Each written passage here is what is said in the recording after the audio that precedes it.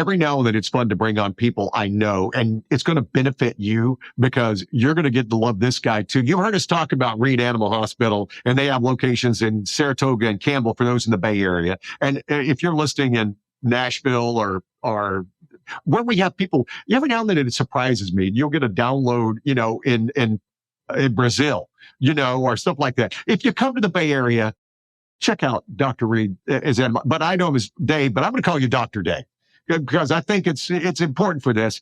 And I am, and I'll be completely honest with you guys. He's our vet. He's our vet, and he's been our vet. He's taken care of our knucklehead Luna for the longest time. And I'm telling you, that dog. But anyway, we are thrilled. And the fact that you agreed to do this with me, and hopefully we'll do this often because I think you could be able to answer questions and do stuff. So how are you, Dave? I'm good. We're busy as ever, but nonetheless, it's been a blessed profession, actually. I've enjoyed it. I continue to enjoy it. It's surprising, though, Gary, the number of people that ask me, they say, are you going to retire?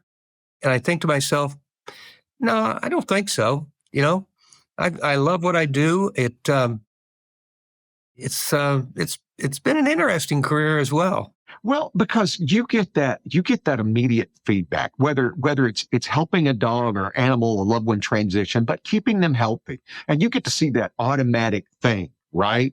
And to know that, I could retire and the world's not going to, not many people are going to be changed by it, but you retire and there's a lot of people who just depend on you and have known you forever. And at this stage of the game, you're so dang good at it, Dave. They have the pet owners that I see are not only friends or acquaintances, they're, it's just a spectrum of life, I'll tell you. And if we started with stories, we'd be here for the next, you and I would have to talk forever, I think. Listen, we're going to do this often, so I want to hear your stories. I want to ask you this. How long did it take to become a vet? How long does it take? Because if you're not in the profession, you have no idea the commitment it takes. It actually takes about 8 years, 4 years of undergrad, and then 4 years in vet school. And you have to learn all the animals. You don't just specialize in one. You do have to learn all the animals. Now, in the last 2 years of vet school, you can select, you want to be a small animal vet, or you want to be a large animal or a mixed animal practitioner. When I started, I actually wanted to be a mixed animal practitioner. I was born and raised on a farm in the Midwest. I castrated more hogs before I ever got to vet school than I ever did afterwards, and certainly during my career. There's no doubt about that. People don't want to think about what goes into castrating hogs because I grew up in the rural South and farms and stuff like that. And if there's one thing I would not want to be, it's a large animal vet, because the moment I had to put on one of those full arm gloves. Yeah. And place your arm where you'd never want to talk about on our podcast. No. There's nothing I want to feel. I mean, I don't care if they're healthy or, God forbid, they're sick. There's nothing I want to feel. Some people they'll say, I watched those James Herriot series. Have you ever watched those, Gary? Oh, All Creatures Great and Small, or that? All Creatures Great and Small. I had the very fortunate luck. I was traveling, which I don't do much of. None of us do really anymore. But I was in the UK, and I was staying at various bed and breakfasts, and stopped into one in the north. And the people, they adore veterinarians in the UK. You just revered for some reason. And they said, you ought to meet our veterinarian. His name is Alf White. And I said, sure. They said, you'd know him better as James Herriot. I went into town. It's a small town called Thirsk. I went in there. It's kind of not quite the Harrogate that they talk about, because that's kind of a beautiful little city. This is a little town, industrial town. And he was there. He was at a vaccine clinic. This guy still was working. And vaccinating animals. He must have taken 30 minutes out to chat with me, and he was as charming in person as he is on the TV show. And he was also a pilot during World War II as well. So he, to my good fortune, he did autograph a couple of books for me, which I subsequently had given away, and I don't have any longer. But what a marvelous experience. The quintessential veterinarian. And it's such a cool thing that last Christmas, my father-in-law bought his grandsons the books, the first couple of books. Really? And we keep them here. And when Papa comes out, that's how and again, my kids are 11 and 13 now. We don't read to them at night unless Papa's here. And then Papa reads to them from All Creatures Great and Small at night. That's really cool. You know? That's awesome.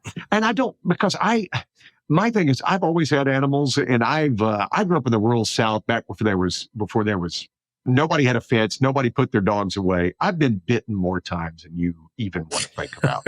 And the fact that I've been bitten so many times that I still love dogs, is a testament to how great dogs are, right? And, that's the truth. That's the truth. I took a bite the other day from a dog, and honestly, I'm kind of a dog whisperer too. Yeah. This one, I just must have hit the wrong spot, because a group of my friends, they always ask me, have you been bitten lately? And I always tell them no, because I figure out who's going to bite me when I go in, and I can just, keep my distance or talk to the owners long enough that the pets seem to feel like you're a friend. You're not, just an intruder that comes in there and jabs a thermometer in the wrong spot and then goes on with things. Well, you've been in before. Yeah. And we talk, I create that, it's an environment, I think, that makes it, what they call it now is fear-free veterinary medicine. Yeah. I went to a course on this once, Gary. Fear-free veterinary medicine. Sat through it for about 3/4 of the day. And then I thought to myself, you know what? I've been doing this stuff for 40 years and nobody ever really taught the course. A lot of it's just common sense and how to deal with it and how to communicate with not only the pets, but the owners as well. So you do develop that sixth sense. In my business, people go, have you ever had somebody say something on the air that you were waiting for them to say? And I'm like, after all the years of doing it, I can almost innately feel when somebody might be going to go off the rail, and I can, I can turn the sound down, because I just get that feeling. Now, every now and then, especially when you're talking to singers, every now and then you don't know when somebody's going to go off the rail. But when it comes to callers, I've been able to I can feel this. I can feel where this is going. I can see where they're doing. And usually they're excited and they're happy. They just want something really cool. And you can just feel, and I would imagine that you would get that same way that when you walk into the room, know if this dog or cat, and the cats would scare me more than the dogs would, are skittish. We've had this conversation before on the radio. Cats to be able to, and I know there are lots of cat lovers. I respect you. I respect you. I don't get cats. I just don't get them. And they're so mercurial. I mean, independent, but also mercurial. Cats that you will love. Any cat owner will say, yeah, he bit me or she scratched me. And I'm like, how long have you had that cat? Oh, 8 years. And you never hear a dog owner go, yeah, all of a sudden Luna just turned around and nipped me. No, that would never happen. Never. I wanted to take the chance because I talked to some kids, and you're such a wealth of knowledge. And I want to get back to your stories because I'm going to ask you about this stuff. But I wanted to get a couple of things out because I was telling my friends, I'm going to have Dr. Reed on my podcast. And as soon as you tell them that, they ask, can you ask him this? Can you ask him this? And I'm like, all right. So I wrote a couple of down and I said, I will reach out and see what we have. Somebody asked me, when does lethargy mean something? When the animal's acting a little lazy, not just dead, not just I can't move, but when they start acting very lethargic, when is that a worrisome thing? most pet owners are so in tune to their pets that they detect these things. Mhm. Lethargy, it could go 48 hours. It gets to be 72 hours, Gary. There's probably something that is significantly happening. Doesn't mean it's terrible. Don't Google it, because we start with the worst possible thing and go down. Really, in medicine, we start with the simplest things and work to those other things. Direct answer to your question is, if it goes on 72 hours and it combines with any other symptoms like loss of appetite, and obviously vomiting, diarrhea, any of those things, that's a time to pick up and call, explain the situation. One of the things that I've done in the last, I'm going to say probably 10 years, Mhm. is, and you know because you have it, I give out my cell phone. Now, the caveat there is I tell people I'm not going to be up after 10. If you are looking for me after 10, you're probably not going to get me. Maybe middle of the night if I have to get up, which does happen sometimes. Yes, I'd say, yeah. Text me. And a lot of times I can just triage these things through a text. And then that text then tells the people, my dog has the hiccups. Is he going to be okay? Because we're seeing so many first-time pet owners that they see everything. I can see a new pet owner. I may walk them out to the car. They may brought their kids in now. And I look at the people and I say, it looks like to me you've done a really good job of raising your kids. This is not that different. Apply those same things. You did fine with them. And then they'll look at me and they'll say, well, they can't talk. And I say, they do talk. Sometimes we just don't understand it. But do you remember when your kids were babies? Yeah. And less than a year of age? They didn't talk either. You just instinctively knew. And the good pet owners do. They pay attention and they instinctively know there's something wrong. They're not like my wife, who will say, Gary, she'll say, my one English bulldog, she'll say, Rizzo didn't eat his breakfast this morning. And I'll say, well, that's just one morning. And then she'll look at me and she'll say, are you sure? And I'll say, yes, I'm sure. You're never a prophet in your own home. You're never a prophet in your own home. Well, and that's the thing with me is like I try to, because I've had pets my entire life, and my first big, most important thing is if they're eating, they're fine. That animals will stop eating the moment things are wrong. So if she's laying around the house or being whatever, but if she's eating, I'll wait those 72 hours. And by the way, Dr. Dave's not lying. He gives you his cell phone and says, here's the deal. Something's going on. If you have a question. And usually that's all we really need is somebody to go, hey, and then somebody who knows better can go, yeah, let me just give you something based on my experience.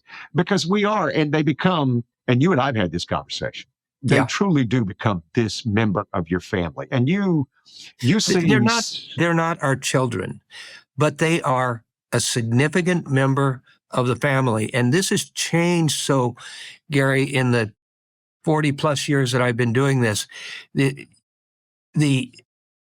intimacy, the caring that the pets get.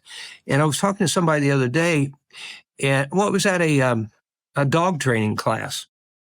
And the people were talking about the advancements in veterinary medicine and this and that and the other. And after I listened to one of the people talking about it, I got the opportunity to say something. And actually, what's happened is that the pet owners, the pets, dogs or cats, have become such a member of the family and is such an important thing to the family structure that people themselves have demanded this care. They have made us advance our science. And I said, thank you to you good pet owners, because to be honest with you, if we didn't have good pet owners asking us to do these things, we would have been doing it just like we did it 30 years ago.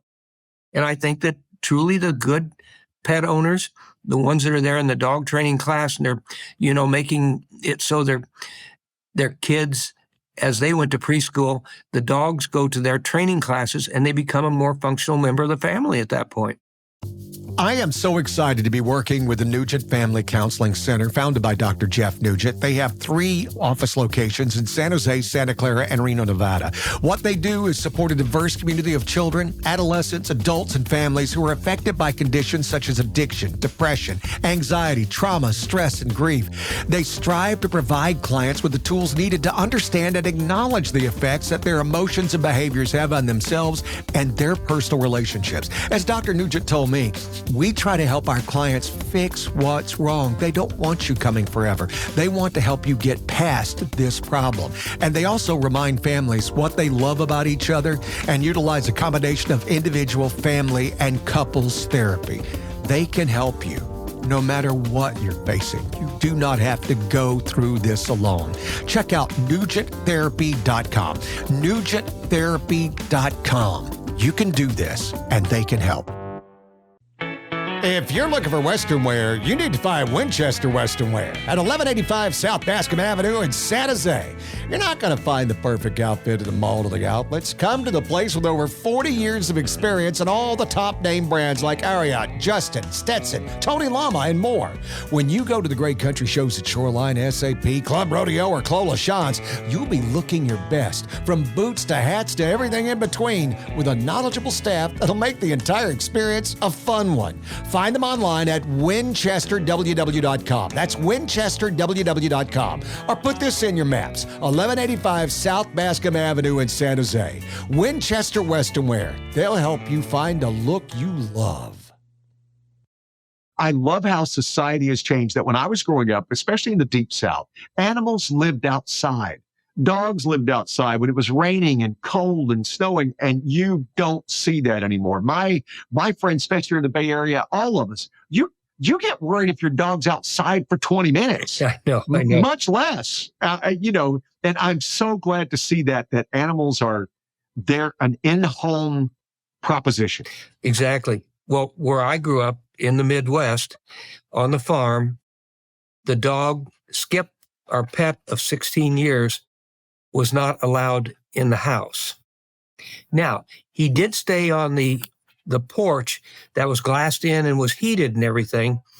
But interestingly enough, Gary, when the farm got sold and my folks moved into town, which was a town of 1,200 people, and there was still a cornfield in the backyard, suddenly their dog at the time was allowed to come into the house. And the reason was, it's because he was a town dog now. Go figure it. I always worry because I remember I'd go to a friend's house and their dogs lived under the porch, right? And just break your heart when you think about it now. Yeah. But yeah, our dog, because we have a husky and she is nothing but a hair creating machine. I have to sweep twice a day, right? But that's just parts of what we do. Yeah. I mean, it is. We bring her in. I clean up the messes too. And I clean up the food that they leave on the floor. And gosh, it's fun. And I love how people love, and have you ever noticed this? Big dog owners tend to stay big dog owners, and small dog owners tend to stay small dog owners. I'd say that's true. You never see somebody who has a Chihuahua go get a Great Dane.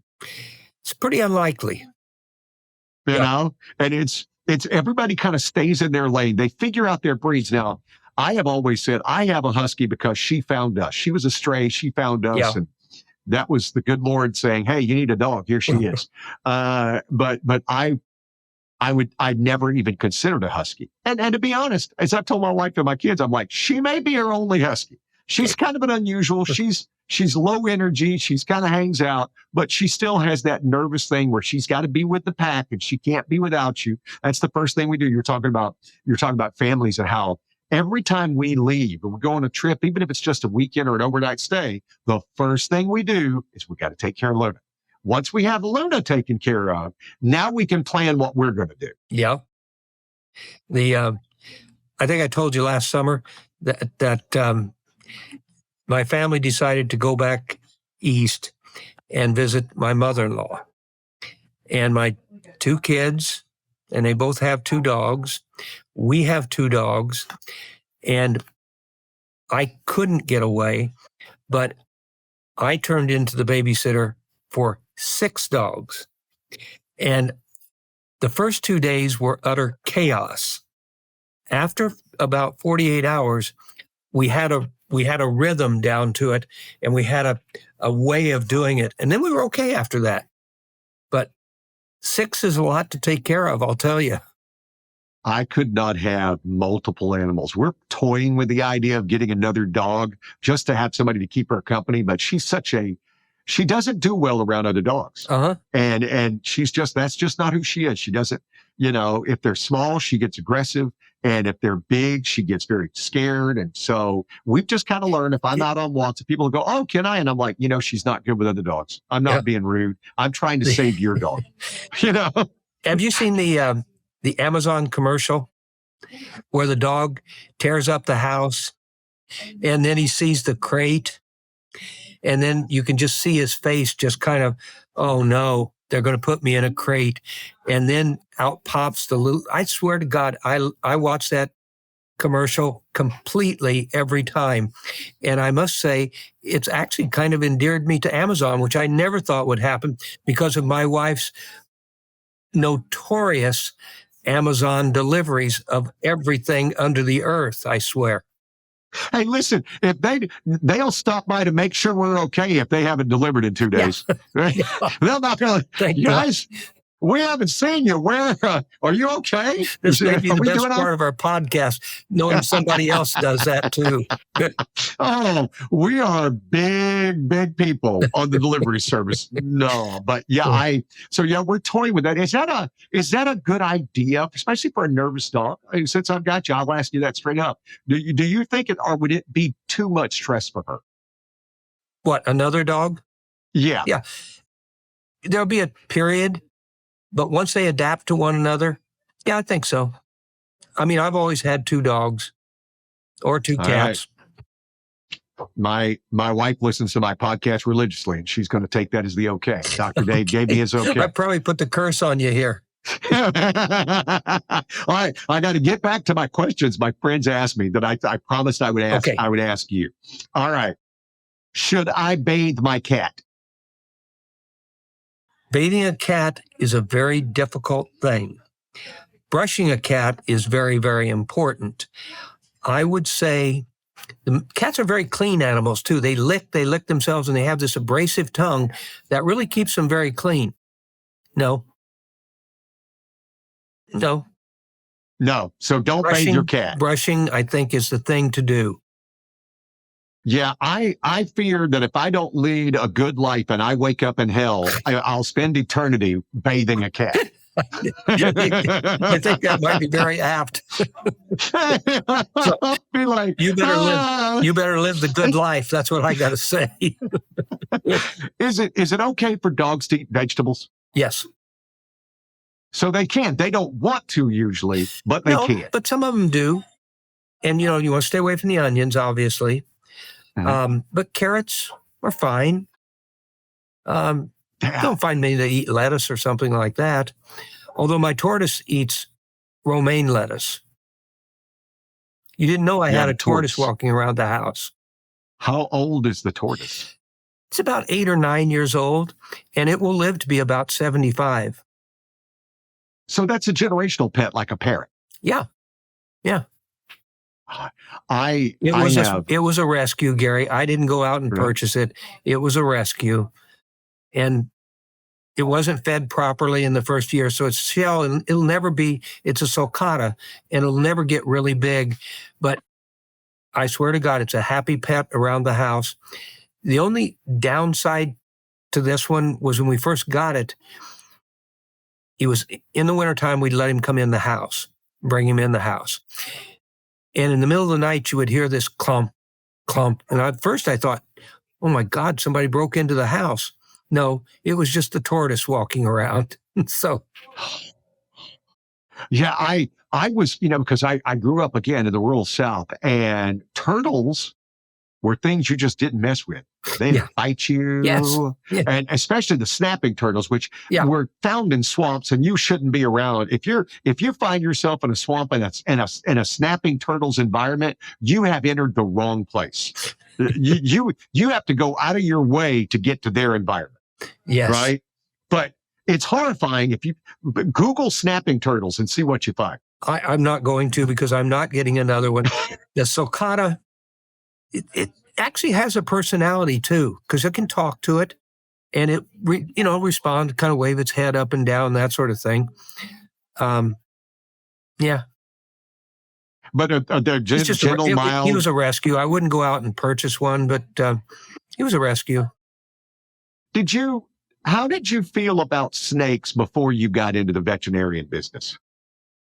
Gary, I feel the same now as I did then. I know there are people that love snakes, and I respect that, but no.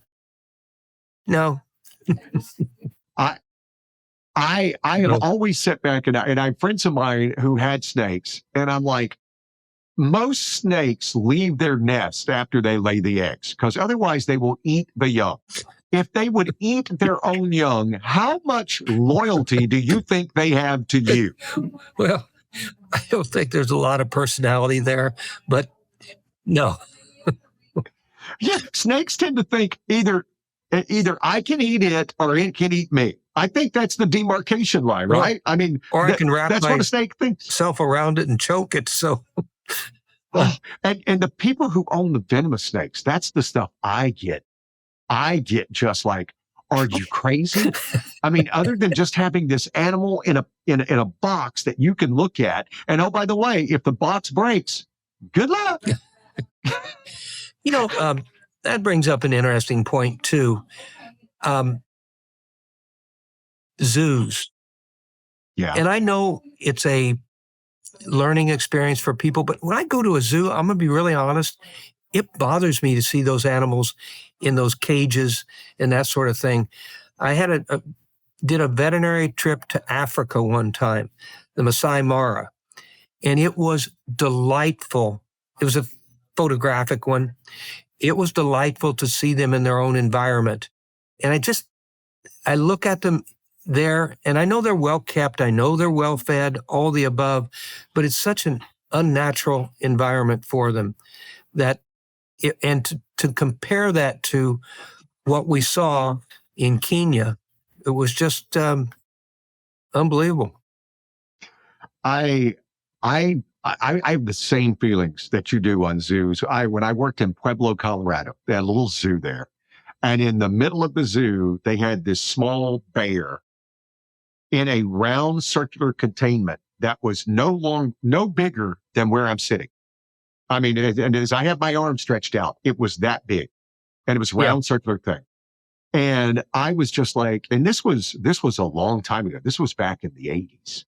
And I was like, how does anybody think this is okay? How does anybody think that this animal is doing well?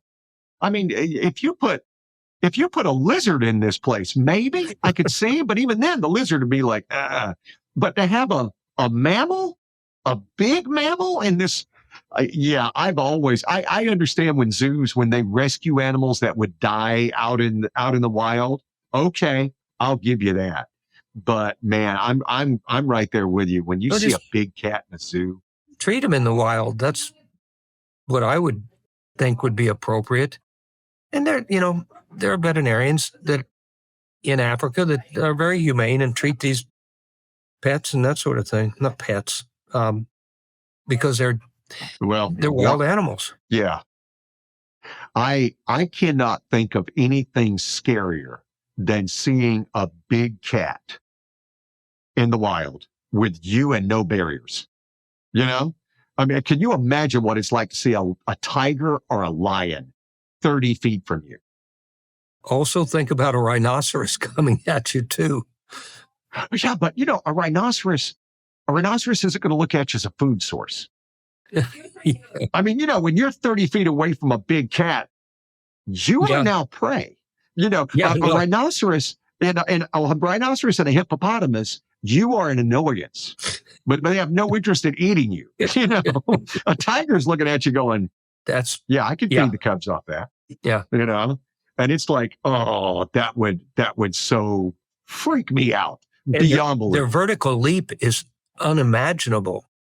It's just amazing. And just how strong they are. The animals in nature, and especially wild animals. I mean, you hear these horrific stories of when chimpanzees get loose, and you have no idea how strong a chimpanzee is. I mean, the strength equivalency doesn't exist in man. That's for absolute sure. Yeah, I couldn't do it. Well, I will say it's the same thing. Somebody asked me, getting back to snakes, is the main thing with the snake is when it stopped eating? Is that when things go wrong with snakes? Because I don't know how else you'd tell when they're sick. I don't have a clue, Gary. Wow. I would think, Gary, when snakes are there. I didn't go to snake class.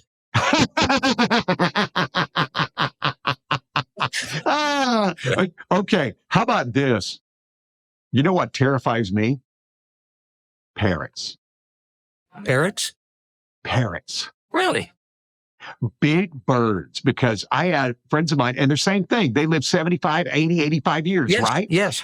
And I remember going into my friend's house, and she's like, don't stand too close to the cage. He will bite you. And I'm like, oh my gosh. And I'm like, well, who can get near it? She goes, I can sometimes. And I'm like, there is no way that creature would be in my house. Well, I can't say I wouldn't adopt a parrot. I might do that. No. Yeah, I don't either, but it's like, and the people who love birds, I've got a buddy of mine who used to work here, I want to say 30 years ago, and he lives in Colorado, and he reached out, and we got back in contact with each other, and he had a parrot, and I remember, I'm like, do you still have the bird? And he goes, oh yeah. Yeah. That bird will probably outlive me. And I'm like, amazing. Holy. I just don't think I don't think I could buy a generational pet, but kudos to you guys who can. Kudos as well. Well, Dr. Reed, I've just been so excited. I can't wait to hear more stories, because we're going to do this regularly. Sounds but good. I wanted to just get back with you, and I'm going to invite you. Hey, if you have a question, if you have something that you'd like to get some advice on, then go to the liner notes, send me a note on Instagram, send me a note on Facebook, or you can reply on the show notes here and say, hey, can I get this question? And on our next show, the next episode we do, I'll bring Dr. Reed in and ask what's going on. And we're going to do some stuff where I'm going to go hang out with Dr. Reed and show you how this stuff gets done, and show you just some of the ins and outs of, and why have things happen. When they take your animal from the examine room to the back, what's going on? Yeah. And I think those that would some real just be positive so things, fascinating. Gary. Those would be things I'd love to talk about. And I would love to get into that. And let me ask you this before I let you go. Okay. Has the revolution in needles has to be transforming for you guys? Like, I tell my sons now, I said, when you guys get shots, by the time you feel it, it's over, right? Where when you and I were growing up, remember what shots were like? I mean, they were using garden hose, to give us shots. And now I would think, because I've been there when you've had to give Luna a shot, or and they don't even react. They literally don't react. It's like, I don't know what just happened. I mean, that had to be a big boon to the veterinarian industry. Huge. The types of syringes, the needles, where we place the shots, and also our technicians or nurses too, who a lot of times do the restraint and do the distraction. I think we've done a really good job of making it's not pain-free, Gary, but I think that it's very tolerable. And I think that, that comes through just the caring that, and I'm going to give a lot of the credit to our staff, because they do a lot of that, and they run interference for us with it. And it's made the pet's visit much better. We get pets that come in that literally want to run in that front door. I'm You've seen my serious. dog. You've seen my dog. Yep. Yeah, you've I noticed have. I never have to worry about her getting skittish because she's like, hey, I'm going in. There's treats. It's going to be awesome. I'm going to leave you with one final real quick story. Is that okay? All right. Okay. Yes, please do. Oliver was a bulldog that would come in to see us. His owner had to leave him with us for like 30 days. He got very familiar with us, boarded with us. We didn't even put this dog in a cage or a run because we could just put him in the lounge and he'd sit on the chair the rest of the day. When the owner would bring him, he came from San Francisco down to Saratoga. Oliver jumped out of the car. He shouldn't have done that. The door opened and he should have put the leash on him, but he didn't get it on him quick enough. He ran to the front door. I didn't get to the front door in time, Gary, so he went to the side door. I didn't make it there quick enough. So what did he do? He went down to May's Bagel Shop, walked in the front door there, and sat down in there. That was Oliver. That's the other thing I love about dogs. My goodness, I love how they love food. I love how dogs love food. Yep. It's the biggest, happiest thing. I don't know. I think we should all be as happy as dogs are at dinner time. Yes. And tonight when I get home, Rizzo will meet me at the front door. He will wag what tail he has, because he's an English bulldog. He doesn't have much of a tail. He will run to the back door, where he will run to the cabana out the back door, sit there in front of the refrigerator because he knows he gets a slice of American cheese and he's a happy boy. Every night, Gary, same thing. Same thing. As I record this, I have a thing that I do because otherwise when I'm just sitting here in my office working, my dog is right at my feet. But when I record, she gets restless. So I make her go outside of my door, that I have a door right there. I guarantee you, because I can hear her breathing, she's right there at that door, and she will wait until I'm done. And as soon as I'm done, she stands up. When I open that door, she's always waiting. Like, hey, where'd you go? Where you been? Where you been, Gary? Dr. Reed, thank you so much, welcome, Dave. Gary. I so appreciate that. And we will do this again. We're going to do this regularly because there's so many questions. And as you said, people love their pets more than ever. And I think that's just so cool. It's very cool. All right, Gary, you have a good one.